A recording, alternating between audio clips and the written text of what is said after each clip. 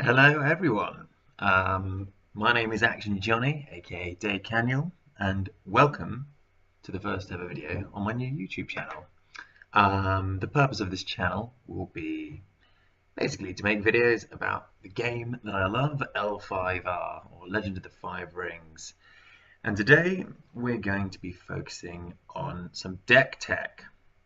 So, those of you that know me will know that I'm a fairly outspoken person when it comes to my views and opinions on this game, and that I'm also a very big fan of the Crab clan. Um, and yeah, what sort of motivated me to make this video today is basically trying to assess where Crab is currently at the end of the first cycle meta, specifically post Cork Kotai, which was the Kotai in Ireland, which saw Scorpion soar to dominance, sort of echoed a bit by Chris Portoff's win at PAX South as well, sort of heralded even, I should say. And yeah, where Crab really fit into the puzzle there. So in the middle of the sort of chapter pack, or whatever they're called, dynasty pack releases, we saw Crab in a very dominant position in the meta. It was winning quite a few Kotais. You know, it was having good results. And then ever since the cycle's finished, even though we've got some of our most powerful cards at the end there, like things like Iron Mine, and if you're running the Unicorn Splash, which most people are currently, the Talisman as well. Even though we got those cards, we sort of saw performance drop off. So why is that? Why is that, do you think? Well, part of it is undoubtedly because of just how well Scorpion counter our current strategies. So the known and loved build for Crab is the Crab Splash Unicorn build, which focuses on basically just grinding down your opponent. You know, it's slow to start. You just kind of defend your own board a bit, kind of try and hit theirs with, you know, assassinations, Where the Crab, Void Rings. You kind of pile on attachments onto one big character. This is probably like a Witch Hunter or a Suichi or something like that. And yeah, you just sort of leverage your superior ancillary draw via things like Spyglass, the Yasukis, storehouses, you know, whatever, to keep cards in your hand whilst bidding low to put dishonor pressure on as well. Yeah, so that's the Unicorn Splash is mainly for Spyglass, but it's also for things like the Talisman, which help you control which province your opponent is going to be trying to break, and of course the super valuable Yuchi Wayfinder. That is a fantastic conflict character that reveals enemies' provinces and enables you to play Cloud the Mind as well by giving you 3 extra Shigenja if you choose to go with all 3. And it's a very strong deck for all intents and purposes. The problem with it, and the problem it's been running into, is that, as I said, the Scorpion matchup is really difficult for it. So why is that? Why does Scorpion provide such a problem for us Crab players? Well, it's quite simple really. They've got all the answers. So things like calling in favors, which, you know, hits us right in our money spot as Crab Unicorn. You know, it takes away our spyglasses and gives it to their guys. That's not as impactful as losing a reprieve, which can really hurt if that gets favors at the wrong time for you and right time for them. It's also got let goes to deal with the attachments that it doesn't want to steal, so you've got a double dose of attachment control there. Most Scorpion, I should say, are ranked Dragon Splash at this point, which is kind of omnipresent throughout the meta as well, which also provides a problem for the Crab Unicorn deck, because that means that most decks are running Let Go, which gets rid of our attachments, and the other big one, of course, is Mirumoto's Fury, which bows all our low glory characters when we try to attack with them. And because Crab doesn't tend to have that much of a wide board until later turns, you know, Mirumoto's Fury can really hurt or completely just get rid of our early game tempo. But yeah, the big Scorpion deck at the minute, the one that won the Irish Kotai and the one that won PAX South is the Scorpion Dragon build. So for the purpose of this video, let's just assume those dragon cards are essentially Scorpion cards. The other is also got loads of other nasty stuff. It likes to run like a Fate Worse Than Death, which basically straight up kills one of your characters, bows, dishonors, moves home, blanks, just makes it completely useless. And if they get that off of a Void Ring as well, then, if you haven't overfated your character by putting 3 or more on it, then you can essentially say goodbye to a nice big investment that round. All of these perhaps pale in comparison to how damaging Kachiko can be as a card that just wrecks Crab. She's just a one province wrecking machine. Yeah, and I'm sure many of you have been on the business end of her. So yeah, what the Scorpion deck likes to do is it likes to buy one character, a cheap one like a Liar, a Manipulator, and pass early and sort of hoard Fate. And that, in a sense, that tactic kind of negates our advantage as well versus Scorpion, because we kind of, we're kind of a faction whose economy picks up tempo as the game goes on. We've got an Iron Mind here, a Reprieve there, a Vanguard Warrior here, all these saves that keep our characters around for ages, which means over the course of the game, our fate slowly begins to accumulate. And the Scorpion deck currently does that better than we do, because it can pretty much play its entire strategy from its hand and generally only relies on, the odd Dynasty character here and there. So we're kind of boned on multiple fronts here as Crab players. We've got our attachments are useless, our events get cancelled, same as everyone else's, but it's worth mentioning. And our economy advantage and our board sort of staying presence advantage is gone as well. So how do we deal with these Scorpion decks? And how do we adapt as a clan to this current meta we find ourselves in? Because if you ask me, the Unicorn Splash at the minute is something that should be put on the shelf and come back to at a later date, because everyone is teched to give it a really rough time at the minute. So with that in mind, I present to you the deck of the video, what we'll be talking about today, PolitiCrab 2.0. This time it's really political. So first of all, I should say that this has had more than my mind working on it. So shout out to both Panos and Robert from the Secret Crab chat. I've also been testing their version of this deck. We're all sort of running a very similar deck to some extent, but the odd couple of card changes here and there. This was my take on it. So yeah, the first thing you'll notice is that the Unicorn Splash is gone, and we've got all these lovely Crane cards in our conflict deck instead. So yeah, what do we get from the Crane Splash, and how does that Crane Splash actually change the rest of the makeup of the deck? Well, the first thing we get is Courtiers, more of them. So we're not just running Dynasty Courtiers, we've got the Steward of Law and the Political Rival. Great characters. I'll get into them in depth a bit later. Running more Courtiers gets us For Shame, which you all know what that does by now, but it's a supremely powerful card from the core set. And it doesn't really have like a Bushi counterpart, there's not like a just for Bushi card that sort of, is the mirror of this one, like Rout and Outwit, for example. So, early on, I feel like Courtier focused decks had this sort of secret weapon in their arsenal.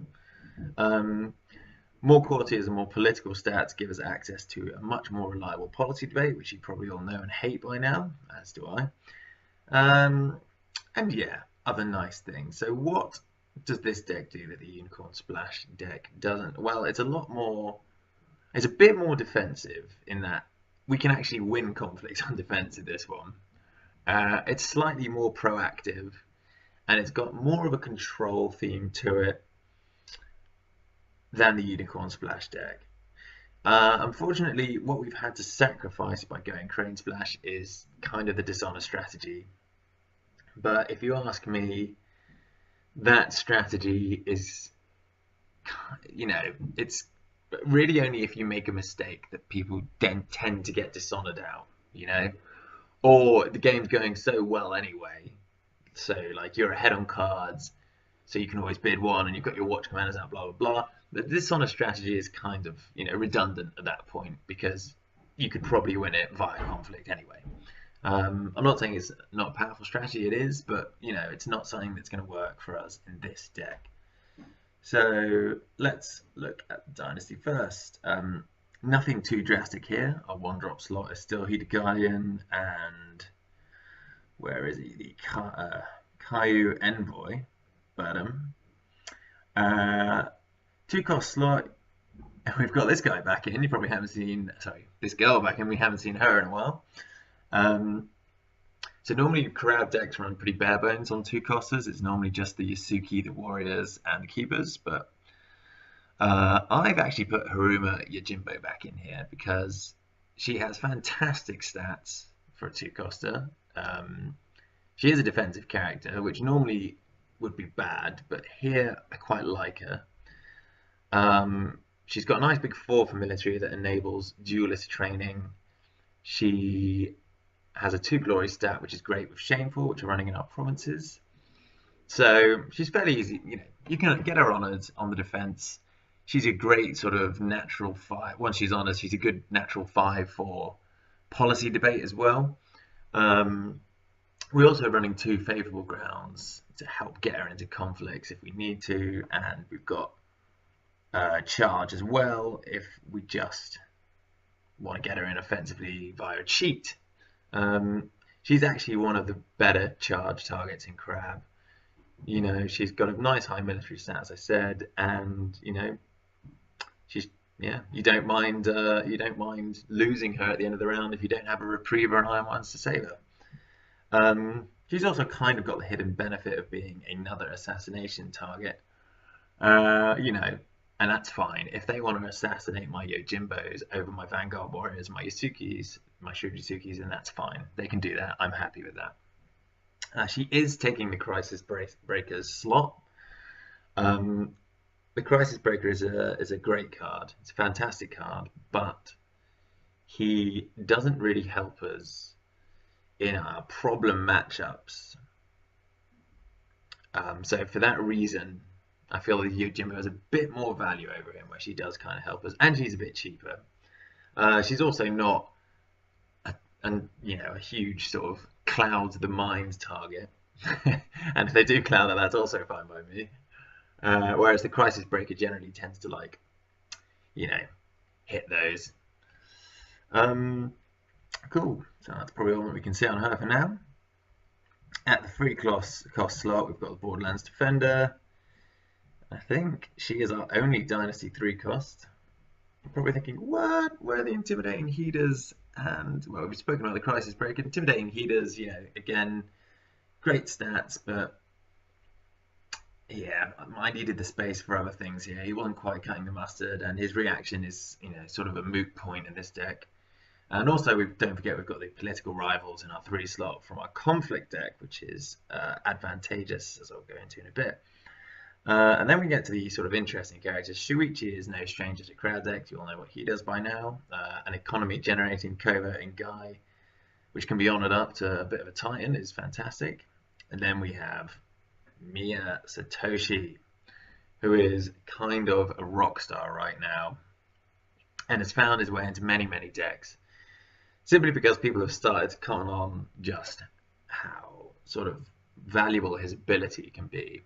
So what is Satoshi doing for us? Well, first of all, he's a courtier, so he's got all the courtier synergy for shame and everything. He's a nice, big, natural 4 before becoming honored in political, which is a stat there's not a single natural crab character that has a 4 stat in political. So he is, he's shoring up a weakness we have in that regard. He's a great Voltron target for, well, not that we're running much Voltron tech here, but He's a good target for our fans because he sticks around. He's able to fetch dupes of himself via his action. He's also able to fetch two of our more powerful holdings as well, the Imperial Storehouse and the Karada District, which if you flip those at the right time with his ability can swing games for you, you know? And it's also kind of like a surprise thing as well. His milling ability also puts keepers that may not have been drawn yet into the discard, so you can get keeper recursion going on pretty quickly after you sort of see him, which can be super duper impactful for the game. It's actually really great for our tempo as well. Crab Love Creek Keeper Initiates. We've got all the spicy sack tech, mainly in the form of this other 4-cost character, the Steadfast Witch Hunter. Again, something everyone's familiar with by now. And yeah, he's just all around a great character for a lot of decks, you know? Being able to fetch the Palace helps us versus Phoenix and Crane that like to control the favor a lot. Being able to fetch the District helps us versus Dragon, who run lots of attachments. Also versus Scorpion players that are stealing our attachments. So yeah, he is fantastic. Very good character, and I can see him being a staple in quite a lot of decks for some time to come. And then finally we've got Casada, you know, fantastic champion. That constant effect is really, really strong. In the way of holdings, as I discussed already, we've got an Imperial Palace and a Karada District, which are absolute dynamite when we can find them quite reliably with Satoshi. Iron Mine, which is 3-off staple in pretty much every crab deck going at the minute. The more saves, the better.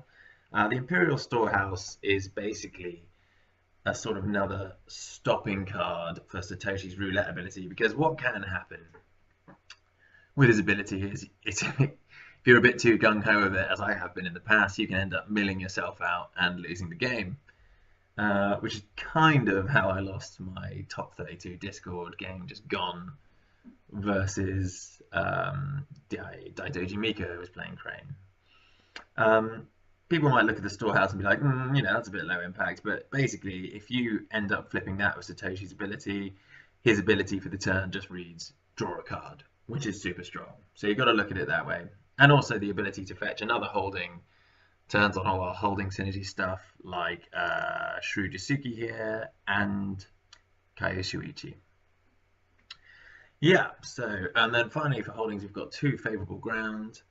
I'm running 2 in this deck over other things because I want to see it, even if it gets discarded by Satoshi, because as you can see over in the conflict deck, we're running quite a lot of copies. We're running the max copies of rebuild here. Favorable ground is a great one to rebuild, just in terms of creating or enabling creative plays, I should say. Cool. So after Dynasty, we will go over to the conflict deck, which looks quite a lot different from what we used to. So first thing you'll notice about this conflict deck, if I just go to this handy thing here, which is a big old page of stats. Look at all of those, fantastic. I'm a big fan of this builder, by the way. It's called Bushi Builder. Not quite as popular as 5 Rings DB, but a lot more depth to it. So yeah, give it a try, guys. It's good. Yeah, so if you go and have a look at the conflict fate distribution right here, you can see that already we are running much more 0-cost cards than you would find in the Unicorn Splash build. So the Unicorn Splash likes to run, you know, 16 attachments-ish, around that. And a lot of those attachments are cost 1. In fact, I'd say everything apart from the fans are going to cost you at least 1. If you're running Tetsubos, they're 2. Whereas this is running, you know, only 6 1-cost attachments. So yeah, the actual fate distribution in the conflict deck is overall a lot cheaper. Pretty much half of our conflict deck costs 0, which is fantastic when you are fate strapped. The only expensive conflict card we have is a political rival, but he's a really good character that we can jump in, so we're not too fussed about that. Cool. So the actual deck itself, yeah, we're running 8 attachments in the fan of ornate. Sorry, in the fan, running 8 attachments in the form of 3 on 8 fams, duelist training, and reprieve. Reprieve, no surprise there. That's probably going to be a 3 in every crab deck till the end of time. The one point of interest is probably duelist training. I'm really enjoying this card at the minute. First of all, it's a pretty low risk attachment in terms of it getting stolen or let go. You know, if it does get stolen or let go, then big whoop. They probably the Scorpion player or Dragon player that's doing that probably isn't going to be able to use it as best as we can. You know, it's great on Casada, it's great on the Yojimbos, it's great on the Witch Hunters. You know, especially if you drop it in a surprise and people aren't expecting it. You can also use it in, so the main use I'm getting out of it at the minute is sending a character, a high military character, into a political conflict with the duelist training to bow out quite easily the weaker military strength political characters you'll find in other factions. So off the top of my head, you know, let's say you send I don't know, a witch hunter into a conflict versus Satoshi. You know, you've got a nice lead on that Satoshi already, or you know, a 1/3 like Ikoma Iji in Lion. You can bow him out pretty easily, or even in Scorpion. That's loads of good examples there. 1/3 characters in Scorpions like the Fawning Diplomat. What's he called? The Illusionist. Yeah, all sorts. So it's really good at bowing out people with weak military, and something we excel at as crowd characters is having characters with good military stats. Yeah, it can be used defensively, defensively. I'm just really enjoying it. Conflict characters, we've got the Skirmisher ×2. He was one of the characters I had to chop to 2 just to make a bit of extra room. But, you know, there's an argument for getting back up to 3. If you want to go down the route of running 3 of him, 3 political rivals who also have covert, and then an extra admit defeat here, which we're running. Yeah, so the covert here is kind of what we're after. You know, running 5, or if you're that way inclined, 6 characters with covert from your conflict deck can really help you smash through provinces, which is great because that's our win condition for this deck. We want to be breaking provinces, and we kind of want to be playing it like a bit of a tempo deck. There's also Way of the Crowd synergy, which you know. And yeah, that leads us on to Steward of Law. This guy is absolutely amazing. So there's the obvious things that you'll know by now, like dropping him into a conflict and playing for shame to bow someone, which is great because it makes for shame essentially a bow card that costs 0. Then there's stuff that's slightly less obvious, like, you know, versus Scorpions, which have cards that, you know, give dishonor effects as part of their triggering condition or their cost or whatever. If he's in a conflict, none of those cards work. So you can put Steward of Law into a conflict, and Forged Edicts won't work. Calling in Favors won't work. Fate Worse Than Death still will work, but you won't get the Dishonored part of it, which is pretty cool as well. There's a sort of last-ditch protection there, if it's really important to you. But yeah, Forged Edict not working in conflicts he's participating in is huge, because that means that you can use your event versus Scorpion without any fear of them getting cancelled. So if they've got a small board, you know, a couple of characters, you could probably squeeze off an assassination there, maybe a sneaky assassinate Way of the Crab combo. He can sort of set those up for you. So yeah, great character. Really gives a lot to the sort of aggressive control strategy that we'll be sort of doing in this deck. And then we have this guy, the political rival, who I know he's a crane card, but he's such a good crab card, guys. He really, really is. So first of all, he is a 6 political strength defender, and political is one of the big areas we sort of suffer in, especially versus some of the the stronger courtier decks like Scorpion or Yoshi Storm or whatever. It sucks. It's great having a very military dominant dynasty, but it kind of sucks when you just get battered around by Kachikos and Yoshis and Hatarus, till the cows come home. And this guy helps a lot with that. Having a 6 on defense for political just saves provinces from getting broken, which is amazing. It also enables plays with policy debate. If they do a poking attack, they can't see your rival because he's in your hand, and then you drop him in, and policy debate their strength 1 guy with a strength 6 guy. Great, fantastic.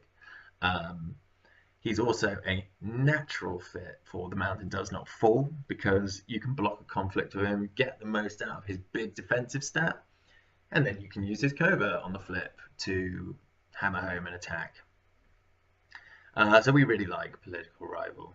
He has the dash military, whatever. The only time that will really sort of affect you is versus Lion, where the Lion's Pride brawler can bow him out. So you've got to be a bit careful playing him there. But other than that, he's just a superb crab character. Cool. And then we've got our event suite here. Assassination, crab stable, a couple of Banzais, court games, all the boring neutral stuff. We've got For Shame, which we can now use reliably because we have 12 courtier characters between both decks. So we will be seeing them, and if we see a Steward of Law, then this thing just goes off. I also like to fate up my Steward of Laws when playing, just because if I see one and I don't have a For Shame, I'd like him to be around for another turn just to maximize the chance of getting that combo off. Policy debate is much better in this deck than it is in other crab decks, because we are actually able to use it without hemorrhaging honor. And the thing that annoyed me about policy debate in the Unicorn Splash deck was, you're supposed to be pressuring dishonor in that deck, right? But policy debate has negative synergy with that strategy, because you often have to spend honor and give it to your opponent in order to get it to trigger, And there's no denying that it's worth running just for the power of its effect. Its effect is massive. But I hate the idea of, playing it in an anti-synergistic sense, which is often what I found was happening in that Unicorn Splash deck. But here in Crab, no problems. We've got the big, beefy political defenders, and in some cases attackers, that we don't have in the Unicorn. I'm running 3 rebuild here because we will be doing a bit of dumpster diving, as I believe it's called in other games, with via Mia Satoshi's ability. So being able to fish out iron mines, or your favorable grounds, or one of your 2 power holdings like the district or the palace at the exact right time is just invaluable. It's kind of, at this point, kind of like a control card, kind of a save. It sort of fills multiple roles at once, and it costs nothing, which makes it very, very strong. This is the last part of our Crane Splash, is Admit Defeat. So I believe my friend Panos is running this at 2. He's not running duelist training at all. He's running Admit Defeat 2, and he's running 3 skirmishes maybe, just to get the maximum amount of covert and admit defeat synergy that he can. Yeah, this is a super strong card when you've got lots of covert characters, because you can bypass one defender, they'll defend with the other, and then you admit defeat them, and down they go. So it is great on the small boards. I don't like running 2 of it at the minute, because it sort of suffers on larger boards, and some clans like Crane and Lion can legit swarm. There's a few clans like Dragon, Phoenix and Crab, maybe even some Scorpion decks. They like to sort of go tall and build these big tower characters, and it works great there, but it's not for every matchup. Running 3 charge just because it's an insane card. Yes, I will take a guy for 1 fate for free, thank you, and then I will save him and keep him around for the rest of the game. Mountain Does Not Fall synergizes very well with what we want to do here as part of our strategy, which is win on defense and then swing back and smash a province every time. And it's perfect for that. It's great with the rival. It's great with Satoshi's witch hunters. It's just a really high value card. For we're getting two conflicts from a character for the price of one, which is great. Um, it does kind of suck if the person you do it on gets bowed somehow, so watch out for that. If you're suspecting a sort of for shame or a Lion's Pride brawler or something like that, you know, don't sort of spend this and then get that character bowed, because that's tragic. We don't want that. But we do have things to like scout the hand to help us in the form of policy debate there, so hopefully that shouldn't happen. And finally, we have the crab defining card, Way of the Crab, hotly contested as to whether it's any good or not. I think it's the best. It's the reason you play crab, if you ask me, is this card. It's absolutely fantastic. I would like to be running 3 of it. I've cut it down to 2 because I needed space for some other high impact stuff, and I don't know. When you have all 3 in your hand, it does kind of suck. And that's exactly what happened to me at the end of my last Discord game. Sorry, no, at the beginning of my last Discord tournament game. I drew all 3 on turn 1, and that was like a high bid, I think, 3 or a 4 bid, and my hand was just essentially cluttered, bloated, you could say. So yeah, I'm running 2 in this deck. I do sometimes miss the 3rd, but you've got a little bit of wiggle room if you want to get the 3rd in. You can maybe cut and omit defeat, go up to 3, or get rid of the duelist training and go skirmisher 3 and Way of the Crab 3, whatever. There's a bit of wiggle room, as I say. Finally, we have our provinces. So you may be surprised to see this one in the deck. I've been running Ancestral Lands in the Unicorn Splash deck because it's just a fucking great province to stick on your stronghold and watch the political decks really struggle with it.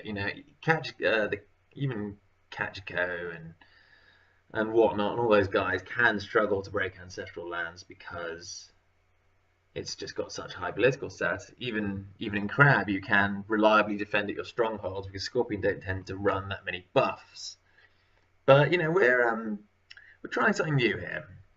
So Defend the Wall is actually a lot better out of this deck than it would be the Unicorn Splash deck, because we've got bigger, beefier defenders, especially in political conflicts, which is where Defend the Wall can really fall down.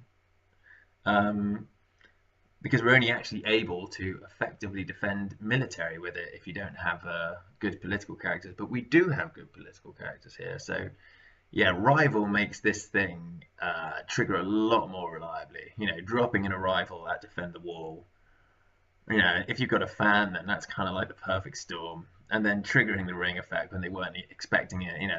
That can be a swingy turn. And we like that. We've always had good military, so there's plenty of opportunity to trigger it in the military sense as well. But yeah, I don't like this card in the Unicorn Splash because it's hard to trigger reliably, but here it isn't. It's not just our defenders that help us trigger it here as well. It's our upping of control cards like Duelist Training can help us trigger it, and For Shame can definitely help us trigger it as well. So yeah, we've got some options when it comes to getting that sweet defensive ring trigger going off. Fertile Fields is core set province. You all know it well enough by now. I think it's I just think it's an absolutely fantastic province. I think drawing cards is super duper important. It's probably one of the strongest things you can do in terms of winning conflicts. I know it sounds simple and maybe kind of intuitive, but if you've got 2 cards in your hand and neither of them help you win, and you draw one that can, then great. I much prefer it to its alternative, which is Manicured Garden. Getting an extra fate can be great. I don't think it's as good in this deck because we're running, as I said earlier, quite a cheap conflict deck anyway. And in many cases, I feel like getting a fate is a lot more low impact and has less potential to turn conflicts around than drawing a card can. The other option we could have gone with was Before the Throne, but I don't like Before the Throne because it's super farmable and it doesn't really contribute anything to our strategy here. So Fields it is, best air province, unless you're Scorpion, then you have a super broken version of it anyway. Meditations on the Tau, it helps manage our opponent's board. Again, a core set province, not really a lot that needs to be said here. It's been a staple in Crab decks for quite some time. Yeah, it actually complements Crab very well. You know, even though we're going for this slightly more control orientated, aggressive strategy, um, you know, Crab players should never abandon the secondary objective of keeping their board small and your board sticking about. And Meditations facilitates that perfectly. Rally to the Cause is our stronghold province because we've got nothing better. I mean, you could swap this out for what's it called, Riot on the Streets, I guess, but I don't know. I don't like riots on the streets. You know, 3 Bushi is totally possible, but you know, if you don't have 3 Bushi or whatever, then it's essentially a blank province. And it's, yeah, I don't know, it's kind of expensive. At least Rally can cause blowout plays, like if they go all in on their strong conflict, and then you can rally it, flip it, and then swing the game around and win it that way. You know, at least you have that with Rally. But realistically, if there was a better water province to run on our stronghold, then we would probably be running that. At least it not being in the row means that it's not farmable. We don't have any farmable provinces in our row. All of these offer some sort of nastiness over to our opponent, which is great. That's what we want as a defensive clan, or a clan with defensive capabilities. We want them to be attacking things that aren't pleasant for them. So yeah, the objective here really is to never let them get to your stronghold. I know that's easier said than done sometimes, but if they're not at your stronghold, then Rally is essentially not even in your deck. It's just sitting there waiting, which is great. And then Shameful Display, which is one of the most powerful provinces in the game. You know, we've got a couple more high glory characters in our deck, which make this even more impactful than it already is. You know, getting Satoshi honored, or Shuichi honored, or even one of these critters, the Yojimbos, getting them honored, really buffs them up, and simultaneously dishonoring our opponent's strongest guy is always great. So yeah, it works great as well with Mountain Does Not Fall. You defend with Shuichi or someone like that, your Mountain does not fall them, you honor them, and then Shuichi's free to go on a nice honored covert wrecking spree after you're done defending. So yeah, that is the deck. Those are the choices that I've made, hopefully well explained enough for you. Yeah, just to go back to Shameful quickly, I rate it much more highly than Pilgrimage, because Pilgrimage is great, but we kind of have something similar going on with Defend the Wall, except instead of stopping the ring trigger, we're triggering it ourselves. Also, Pilgrimage doesn't really do a lot for us in certain matchups, like, you know, versus Phoenix, versus Crane, versus Scorpion. These guys can break Pilgrimage quite easily if they want to. Whereas with Shameful, you know, especially with Crane and Phoenix, they're running a lot of high glory characters. It really can hurt them, and you can actually swing games on a turn if they accidentally attack Shameful when they're not ready to. So yeah, that's what gets it its slot over Pilgrimage. Cool. So that's the deck. The next part of this video series will be me playing some games of it and talking through my choices as I play. So yeah, I hope you've enjoyed this, and please tune in for the playthrough videos and see what you think about those. Is this any good, or is this just a rambling madman? Let's find out.